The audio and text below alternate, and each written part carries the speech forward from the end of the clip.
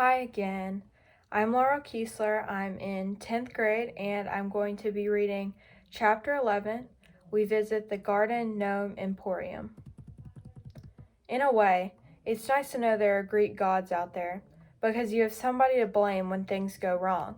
For instance, when you're walking away from a bus that's just been attacked by monsters, hags, and blown up by lightning, and it's raining on top of everything else, most people might think that's just really bad luck. When you're a half-blood, you understand that some divine force really is trying to mess up your day. So there we are, Annabeth, Grover, and I, walking through the woods along the New Jersey riverbank, the glow of New York City making the night sky yellow behind us, and the smell of the Hudson reeking in our noses. Grover was shivering and braying, his big goat eyes turned slit-pupiled and full of terror. 3 kindly ones, all 3 at once. I was pretty much in shock myself.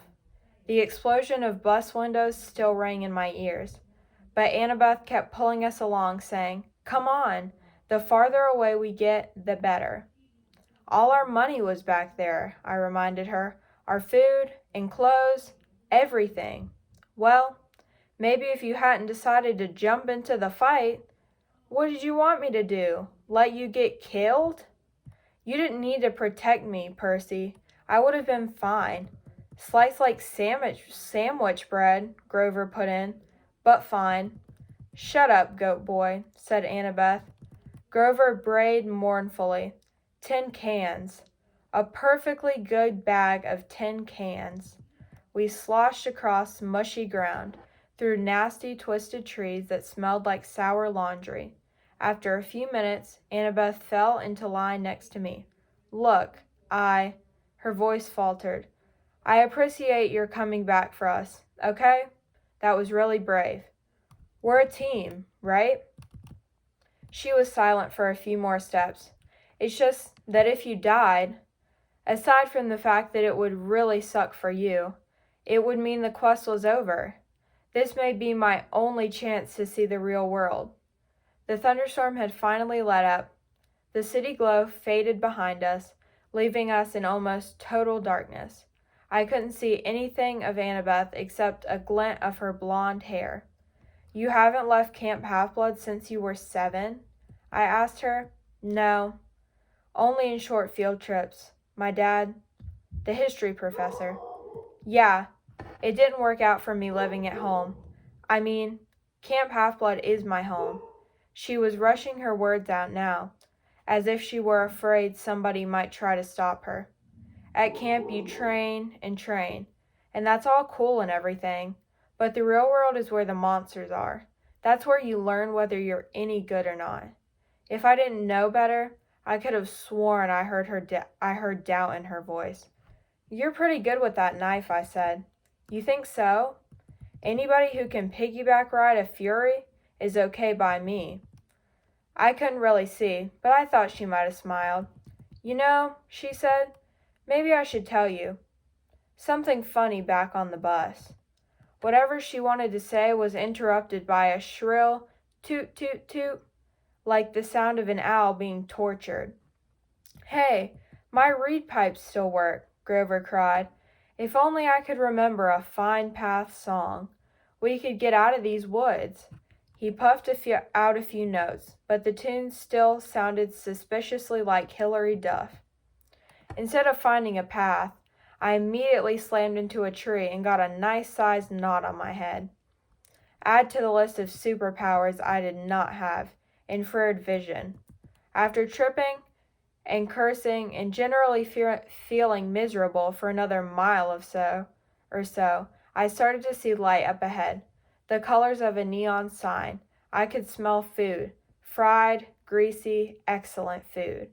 I realized I hadn't eaten anything unhealthy since I'd arrived at Half-Blood Hill, where we lived on grapes, bread, cheese, and extra lean cut, nymph-prepared barbecue. This boy needed a double cheeseburger. We kept walking until I saw a deserted 2-lane road through the trees. On the other side was a closed-down gas station, a tattered billboard from a 1990s movie, and one open business, which was the source of the neon light and the good smell. It wasn't a fast food restaurant like I'd hoped. It was one of those weird roadside curio shops that sell lawn flamin' goss and wooden Indians and cement grizzly bears and stuff like that. The main building was a long, low warehouse surrounded by acres of satchery. The neon sign above the gate was impossible for me to read, because if there's anything worse for my dyslexia than regular English, it's cursive, red, neon English. To me, it looked like Antnu, Mess, Gnerding, Gnome, Memporium. What the heck does that say? I asked. I don't know, Annabeth said. She loved reading so much, I'd forgotten she was dyslexic too. Grover translated, Auntie M's Garden Gnome Emporium. Flanking the entrance as advertised were two cement garden gnomes, ugly, bearded little runts, smiling and waving, as if they were about to get their picture taken. I crossed the street, following the smell of hamburgers. Hey, Grover warned, the lights are on inside. Annabeth said, maybe it's open. Snack bar, I said wistfully. Snack bar, she agreed. Are you two crazy? Grover said. This place is so weird. We ignored him.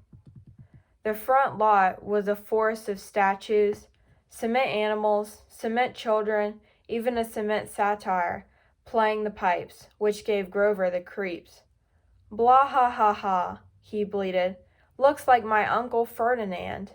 We stopped at the warehouse door. Don't knock, Grover pleaded. I smell monsters. Your nose is clogged up from the furries, Annabeth told him. All I smell is burgers. Aren't you hungry? Meat, he said scornfully. I'm a vegetarian. You eat cheese enchiladas in aluminum cans, I reminded him. Those are vegetables. Come on, let's leave. These statues are looking at me. Then the door creaked open, and standing in front of us was a tall, Middle Eastern woman. At least, I assumed she was Middle Eastern, because she wore a long black gown that covered everything but her hands, and her head was completely veiled. Her eyes glinted behind a curtain of black gauze, but that was about all I could make out. Her coffee-colored hands looked old, but well manicured and elegant, so I imagined she was a grandmother who had once been a beautiful lady.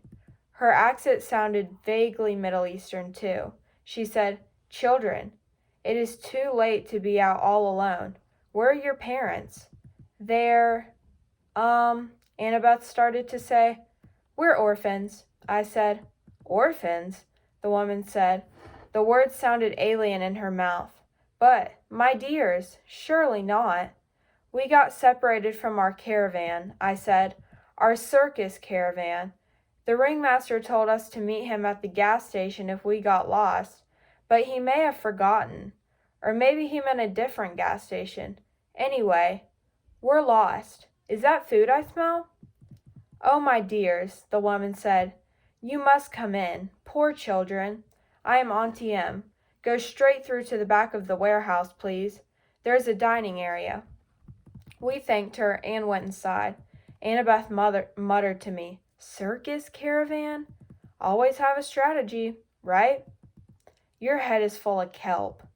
The warehouse was filled with more statues, people in all different poses, wearing all different outfits and with different expressions on their faces.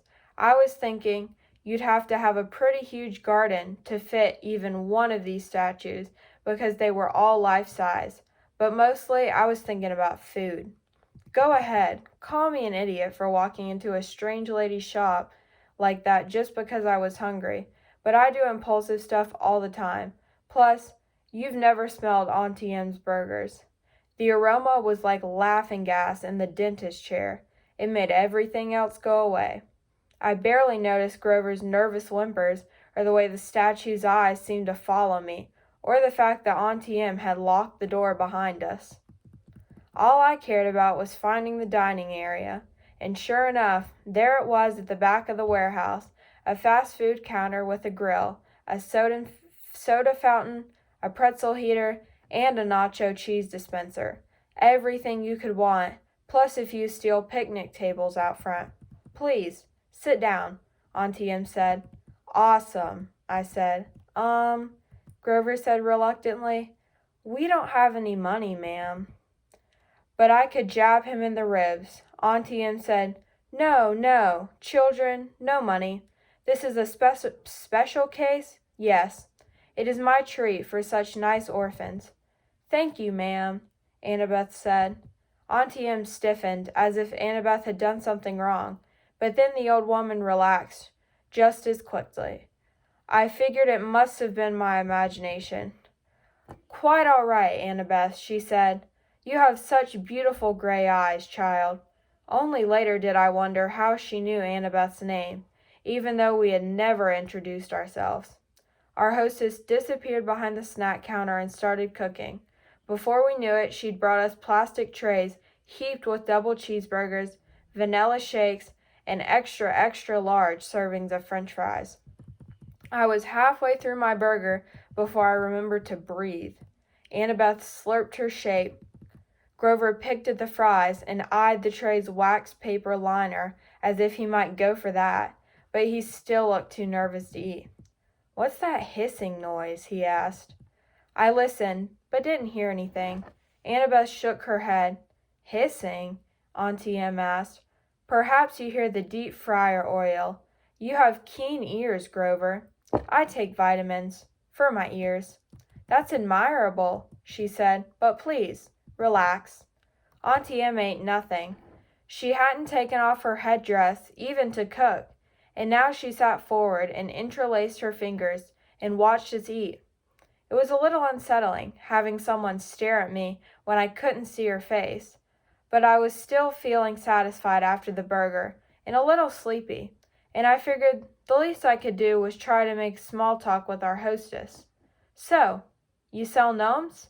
I said, trying to sound interested. Oh, yes, Auntie Em said, and animals, and people. Anything for the garden. Custom mortars. Statuary is very popular, you know. A lot of business on this road? Not so much, no, since the highway was built. Most cars, they do not go this way now. I must cherish every customer I get. My neck tingled, as if somebody else was looking at me. I turned, but it was just a statue of a young girl holding an Easter basket. The detail was incredible, much better than you see in most garden statues, but something was wrong with her face. It looked as if she were startled, or even terrified. Ah, Auntie Em said sadly, you notice some of my creations do not turn out well. They are marred. They do not sell. The face is the hardest to get right. Always the face. You make these statues yourself? I asked. Oh, yes. Once upon a time, I had 2 sisters to help me in the business, but they have passed on, and Auntie Em is alone. I only have my statues. This is why I make them. You see, they are my company. The sadness in her voice sounded so deep and so real that I couldn't help feeling sorry for her. Annabeth had stopped eating. She sat forward and said, 2 sisters? It's a terrible story, Auntie Em said. Not one for children, really. You see, Annabeth, a bad woman was jealous of me, long ago, when I was young. I had, a boyfriend, you know, and this bad woman was determined to break us apart. She caused a terrible accident. My sisters stayed with me. They shared my bad fortune as long as they could, but eventually they passed on. They faded away. I alone have survived, but at a price. Such a price. I wasn't sure what she meant, but I felt bad for her. My eyelids kept getting heavier, my full stomach making me sleepy. Poor old lady. Who would want to hurt somebody so nice? Percy. Annabeth was shaking me to get my attention. Maybe we should go. I mean, the ringmaster will be waiting. She sounded tense. I wasn't sure why. Grover was eating the wax paper off the tray now, but if Auntie Em found that strange, she didn't say anything. Such beautiful gray eyes, Auntie Em told Annabeth again. My, yes, it has been a long time since I've seen gray eyes like those. She reached out as if to stroke Annabeth's cheek, but Annabeth stood up abruptly. We really should go. Yes. Grover swallowed his wax paper and stood up. The ringmaster is waiting. Right. I didn't want to leave. I felt full and content. Auntie Em was so nice. I wanted to stay with her for a while. Please, dears, Auntie Em pleaded. I so rarely get to be with children. Before you go, won't you at least sit for a pose? A pose? Annabeth asked warily. A photograph. I will use it to model a new statue set. Children are so popular. You see, everyone loves children. Annabeth shifted her weight from foot to foot. I don't think we can, ma'am. Come on, Percy. Sure we can, I said. I was irritated with Annabeth for being so bossy, so rude to an old lady who just fed us for free. It's just a photo, Annabeth. What's the harm?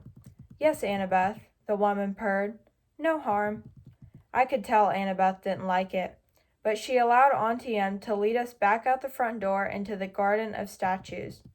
Auntie Em directed us to a park bench next to the sewn satire. Now, she said, I'll just position you correctly.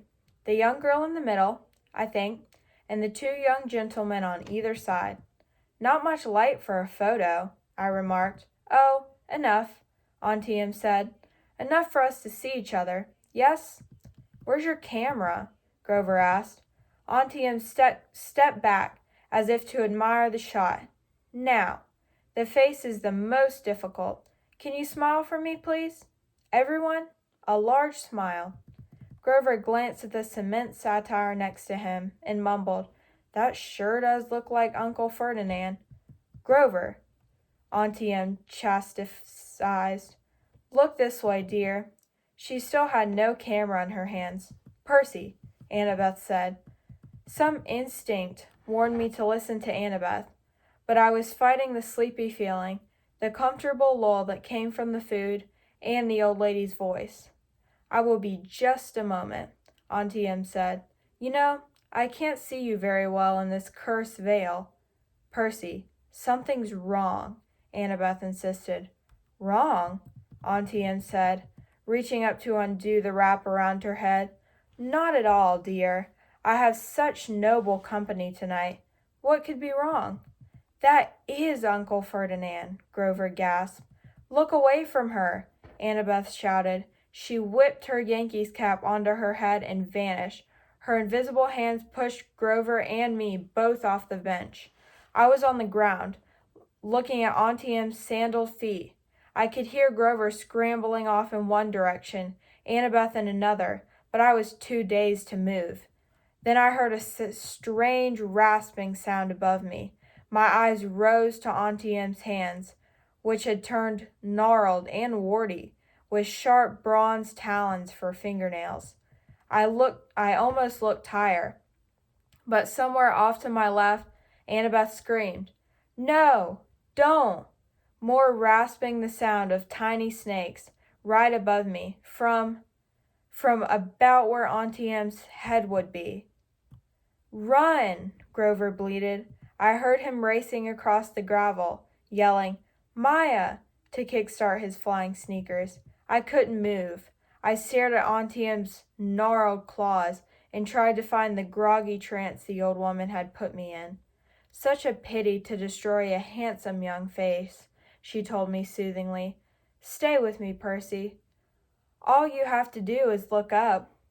I fought the urge to obey. Instead, I looked to one side and saw one of those glass spheres people put in gardens, a gazing ball. I could see Auntie Em's dark reflection in the orange glass. Her headdress was gone, revealing her face as a shimmering pale circle.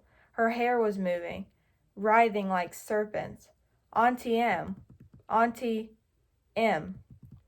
How could I have been so stupid? Think, I told myself.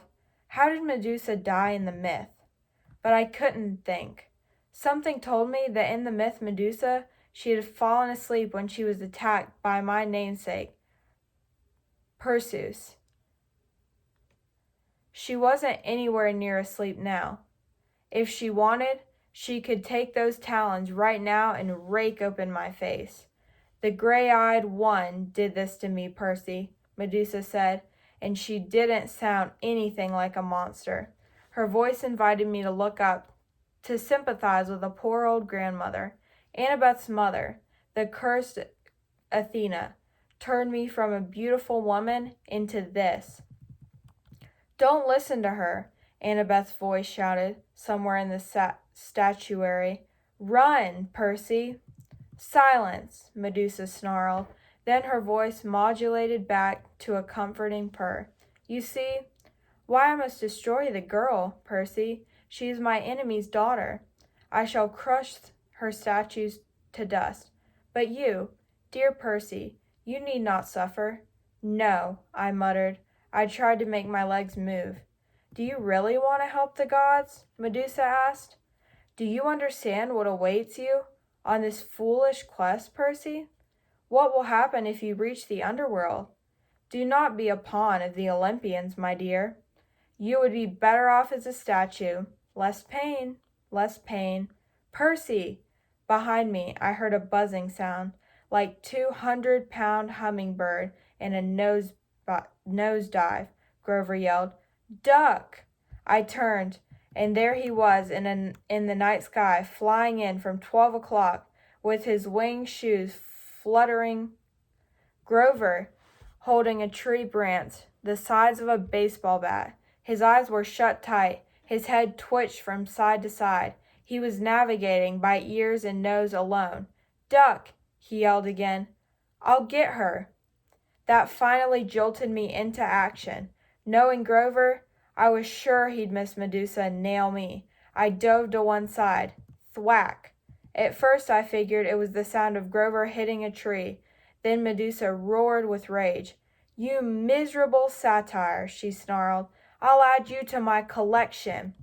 That was for Uncle Ferdinand, Grover yelled back.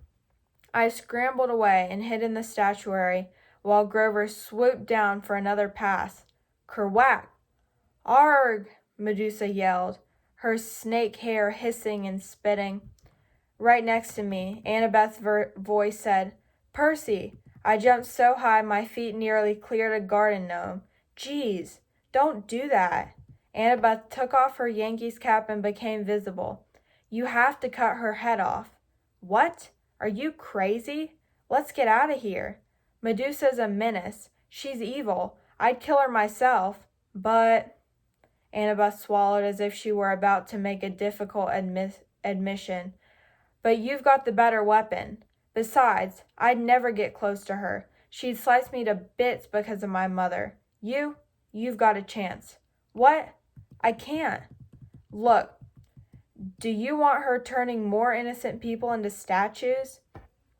She pointed to a pair of statue lovers, a man and a woman with their arms around each other, turned to stone by the monster.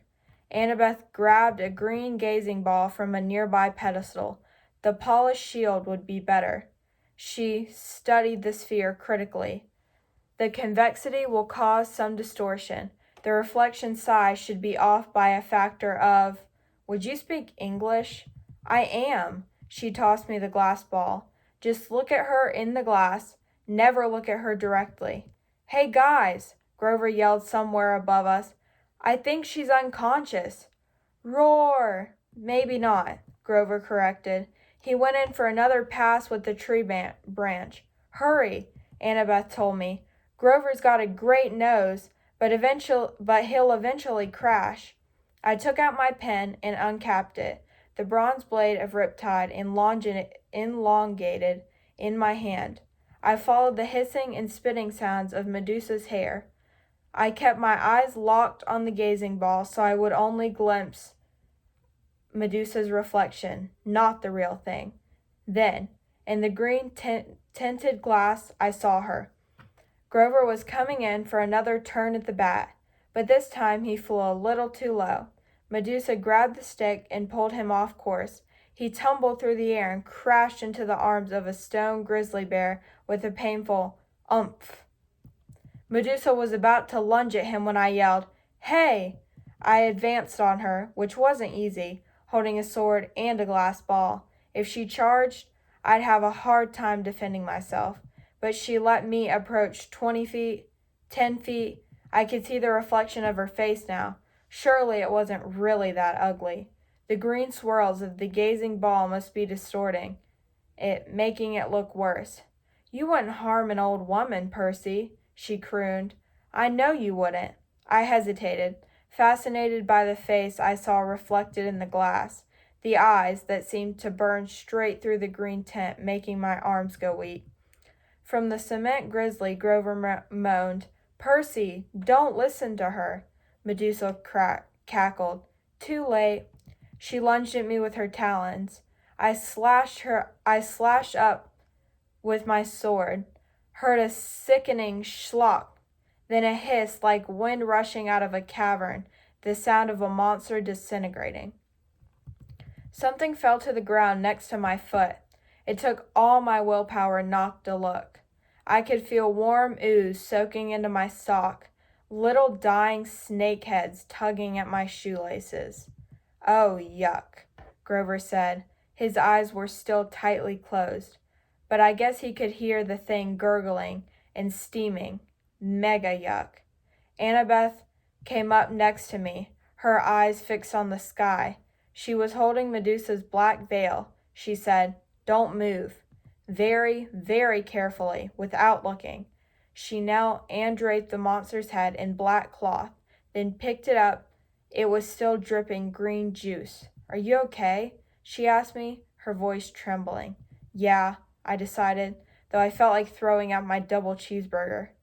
Why didn't the head evaporate? Once you sever it, it becomes a spoil of war, she said, same as your minotaur horn. But don't unwrap the head, it can still petrify you. Grover moaned as he climbed down from the grizzly statue. He had a big welt on his forehead. His green rasta cap hung from one of his little goat horns, and his fake feet had been knocked off his hooves. The magic sneakers were flying aimlessly around his head. "The Red Baron," I said. "Good job, man." He managed a bashful grin. "That really was not fun, though." "Well, the hitting her with a stick part, that was fun. But crashing into a concrete bear, not fun." He snatched his shoes out of the air. I recapped my sword. Together, the three of us stumbled back to the warehouse. We found some old plastic grocery bags behind the snack counter and double-wrapped Medusa's head. We plopped it on the table where we'd eaten dinner and sat around it, too exhausted to speak.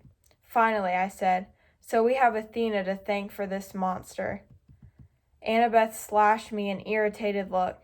"Your dad. Actually, don't you remember? Medusa was Poseidon's girlfriend. They decided to meet in my mother's temple. That's why Athena turned her into a monster. Medusa and her two sisters who had helped her get into the temple. They became the three Gorgons. That's why Medusa wanted to slice me up, but she wanted to preserve you as a nice statue. She's still sweet on your dad. You probably reminded her of him." My face was burning. "Oh, so now it's my fault we met Medusa." Annabeth straightened. In a bad imitation of my voice, she said, "It's just a photo, Annabeth. What's the harm?" "Forget it," I said. "You're impossible. You're insufferable. You're—" "Hey," Grover interrupted. "You two are giving me a migraine, and satires don't even get migraines. What are we going to do with the head?" I stared at the thing. One little snake was hanging out of a hole in the plastic. The words printed on the side of the bag said, "We appreciate your business." I was angry, not just with Annabeth or her mom, but with all the gods for this whole quest, for getting us blown off the road and in two major fights the very first day out from camp. At this rate, we'd never make it to LA alive. much less before the summer solstice. What had Medusa said? Do not be a pawn of the Olympians, my dear. You would be better off as a statue. I got it. I'll be back. Percy, Annabeth called after me. What are you? I searched the back of the warehouse until I found Medusa's office. Her account book showed her 6 most recent sales, all shipments to the underworld to decorate Hades and Persephone's garden. According to one freight bill, the underworld's billing address was DOA Recording Studios, West Hollywood, California. I folded up the bill and stuffed it in my pocket. In the cash register, I found $20, a couple of golden drachmas, and some packing slips for the Hermes Overnight Express, each with a little leather bag attached for coins. I rummaged around the rest of the office until I found the right size box. I went back to the picnic table, packed up Medusa's head, and filled out a delivery slip. The Gods, Mount Olympus, 600th floor, Empire State Building, New York, New York. With best wishes, Percy Jackson. They're not going to like that, Grover warned. They'll think you're impertinent. I poured some golden drachmas in the pouch. As soon as I closed it, there was a sound like a cash register. The package floated off the table and disappeared with a pop. I am impertinent, I said. I looked at Annabeth, daring her to criticize. She didn't. She seemed resigned to the fact that I had a major talent for ticking off the gods. Come on, she muttered. We need a new plan.